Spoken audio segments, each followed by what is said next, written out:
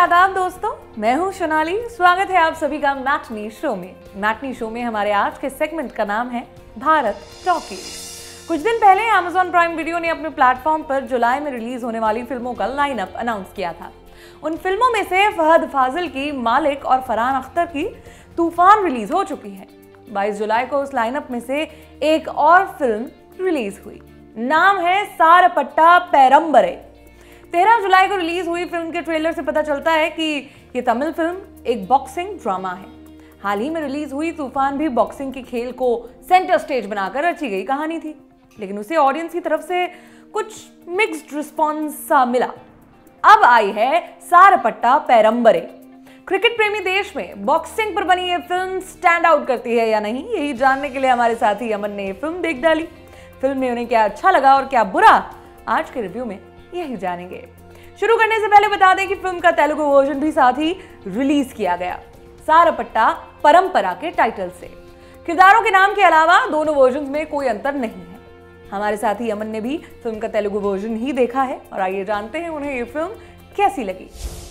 सबसे पहले कहानी क्या है।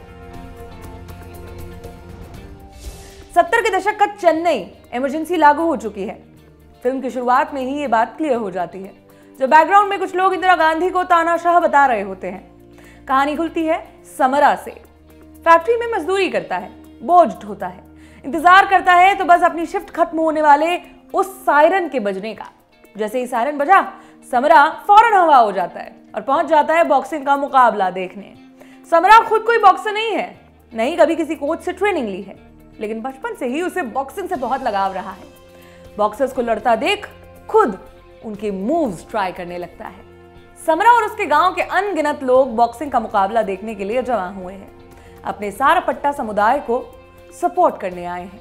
सारपट्टा समुदाय के बॉक्सर्स को तैयार करते हैं गुरुजी, जो खुद अपने जमाने के जाने माने बॉक्सर थे। सारपट्टा समुदाय का बॉक्सर एक के बाद एक मुकाबला जीतता जाता है। फिर उसके सामने आती है सबसे बड़ी चुनौती, वेट्टापुल्ली के रूप में। वेट्टापुल्ली इडियप्पा समुदाय का बॉक्सर है जो लगातार सारपट्टा वालों को हराता आया है। आज भी कुछ ऐसा ही होता है जब वो सारपट्टा वाले बॉक्सर को बुरी तरह हराता है। उसके साथ रिंग में बच्चों की तरह खिलवाड़ करता है। मैच जीतने के बाद इडियप्पा समुदाय के लोग सारपट्टा वालों को नीचा दिखाने की कोशिश करते हैं, तुमसे ना हो पाएगा टाइप की बातें करते हैं। सुनकर गुरुजी गुस्से में तमतमा जाते हैं। चैलेंज दे डालते हैं कि वेट्टापुल्ली उनके समुदाय के किसी बॉक्सर से एक फाइनल मैच लड़े। अगर वो हार गए तो कभी उनकी तरफ से कोई बॉक्सिंग रिंग में नहीं उतरेगा। मैच तय हो जाता है। रिंग में उतरने के बाद वेट्टापुल्ली एक जल्लाद है, तो क्या कोई उसे हरा पाएगा और क्या सारपट्टा समुदाय अपना मान बचा पाएगा?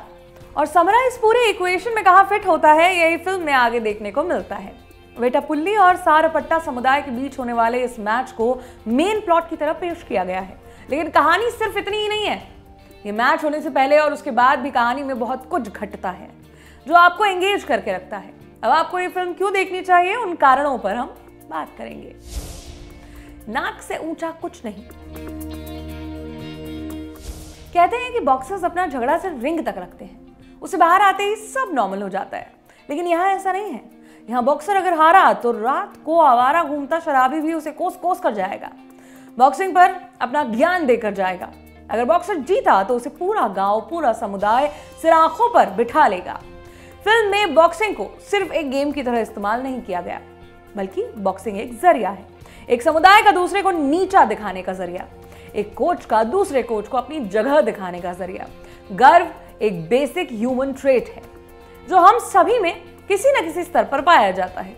फिल्म में गर्व को बॉक्सिंग मुकाबले का आधार बनाया गया है। जैसे वेट्टापुल्ली से लड़ने के लिए समरा को तैयार किया जाता है।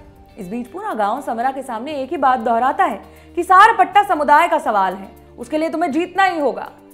सब में जैसे होड़ मची हुई होती है कि बॉक्सिंग के जरिए ये खुद के समुदाय को दूसरे से ऊंचा दिखा सकते हैं। अपने समुदाय की संस्कृति या उसके अलगपन जैसी चीजों से तो कोई मतलब ही नहीं, उसके कोई मायने ही नहीं। कुछ और पॉइंट्स की बात की जानी जरूरी है जो फिल्म को अपना ह्यूमन टच देते हैं, उसे मानवीय बनाते हैं, जैसे जलन, ईर्ष्या। समरा ने कभी बॉक्सिंग रिंग में कदम नहीं रखा, फिर भी उसे वेट्टापुल्ली से लड़ने के लिए तैयार किया जाता है। ये ठीक सड़क से उठाकर स्टार बना दूंगा ऐसा ही है, लेकिन गुरुजी को उसमें वो प्रतिभा नजर आती है। बॉक्सिंग को लेकर ललक दिखती है उसकी आंखों में, इसीलिए उसे ट्रेन करना शुरू कर देते हैं। लाजमी था कि ये बात सबको हजम नहीं होती। कुछ लोग समरा के खिलाफ हो जाते हैं, उससे जलने लगते हैं। उसकी एक वजह तो ये है कि कल के आए हुए लड़के ने हमारी जगह कैसे ले ली, लेकिन उनके ऐसा करने की दूसरी और सबसे प्रमुख वजह उनके पूर्वाग्रह से जुड़ी हुई है कि जिसका बाप हमारे यहाँ नौकरी करता था, आज उसका बेटा हमारी बराबरी कैसे कर रहा है। फिल्म की सबसे उम्दा बात थी कि इस पॉइंट का ढिंडोरा पीट पीट कर अपने सब्जेक्ट को सोशल ड्रामा में तब्दील नहीं होने दिया। फिल्म में सिर्फ एक जगह ही ये डायलॉग आया है जहां समरा के खिलाफ रहने वाला आदमी इस फर्क का जिक्र करता है। उसके बाद ये पॉइंट फिल्म में कभी नहीं उठाया जाता, लेकिन उस आदमी के एक्शन से आपको उसका चोटिल हुआ अहंकार लगातार नजर आता रहेगा कि जो हमारे बराबर में नहीं बैठ सकता वो आज हमसे आगे कैसे निकल रहा है। उसका अभिमान समरा की प्रतिभा को मानने के लिए तैयार ही नहीं होता।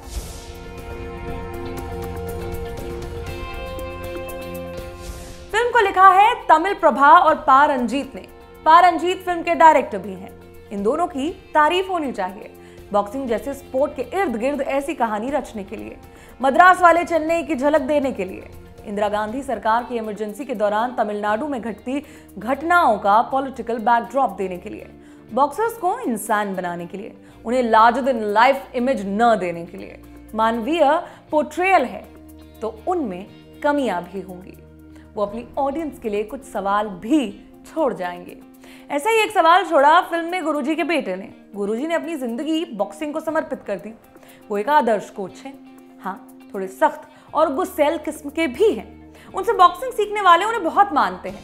ऐसे ही लोगों में से एक उनका बेटा भी है जो हमेशा अपने पिता के साथ रहता है।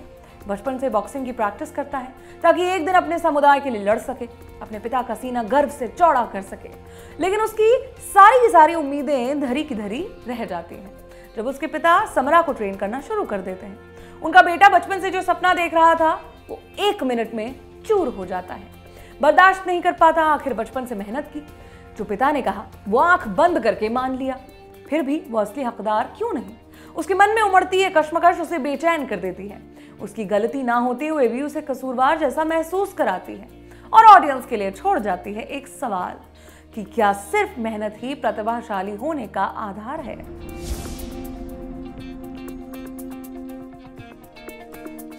अपनी कोई भी पसंदीदा पढ़ी हुई, सुनी हुई या देखी हुई कहानी याद कीजिए। किस फैक्टर ने आपको उस कहानी के प्रति आकर्षित किया? किस वजह से आप कहानी के मुख्य किरदार से कनेक्ट कर पाए या उसके लिए खुद को चेयर करते पाया? वो वजह थी आपके हीरो की लाइफ में आई बाधाएं। ये बाधाएं या रुकावटें बाहरी दुनिया से जुड़ी हो सकती हैं या उसका कोई अंदरूनी मतभेद भी हो सकता है। मॉरल ऑफ द स्टोरी है कि कैसे वो इन बाधाओं को पार करके एक बेहतर इंसान बनता है। स्क्रीन राइटिंग की भाषा में इसे कॉन्फ्लिक्ट कहा जाता है। कहानी तभी इंटरेस्टिंग बनेगी जब आपका किरदार कॉन्फ्लिक्ट से जूझेगा। ये बात गरीब बॉय देखते हुए वक्त खली थी जब मुराद की लाइफ में कॉन्फ्लिक्ट की कमी थी। उसे रैपर बनने में ज्यादा मुश्किलों का सामना नहीं करना पड़ा। ऐसा सारपट्टा पैरंबरे देखते वक्त भी लगेगा कि समरा की लाइफ में तो सब कुछ आसानी से घट रहा है। वो बॉक्सर बन जाता है, गुरुजी से सीखने लगता है कि उसके लिए तो सब कुछ सेट है क्योंकि बड़ी रुकावटें लाइफ में नहीं आ रही। लेकिन ऐसा सिर्फ फर्स्ट हाफ में लगेगा क्योंकि सेकेंड हाफ में सारी मुसीबतें एक साथ आन पड़ती हैं जब वो खुद अपना दुश्मन बन जाता है। वो बिना नियंत्रण के एक फोर्स है जिसे अगर सही दिशा में नहीं मोड़ा गया तो परिणाम सबके लिए हानिकारक होंगे। फिल्म में भी ऐसा ही होता है। अब वो खुद को अपना दुश्मन बनने से रोक पाता है, नहीं रोक पाता, ये फिल्म देखकर आप जान सकते हैं। अब दी लल्लन टॉप टेक। फिल्म की लेंथ करीब 3 घंटे की है, लेकिन बावजूद इसके आप 1 मिनट भी खुद को बोर होते हुए नहीं पाएंगे। फिल्म इतनी ज्यादा एंगेजिंग है। अब विदा लेने से पहले एक और पॉइंट मेंशन करना चाहेंगे। फिल्म ग्रामर की भाषा में कलर्स का बड़ा महत्व है, चाहे किसी सीन की लाइटिंग हो या किरदार ने किसी खास रंग के कपड़े पहने हो।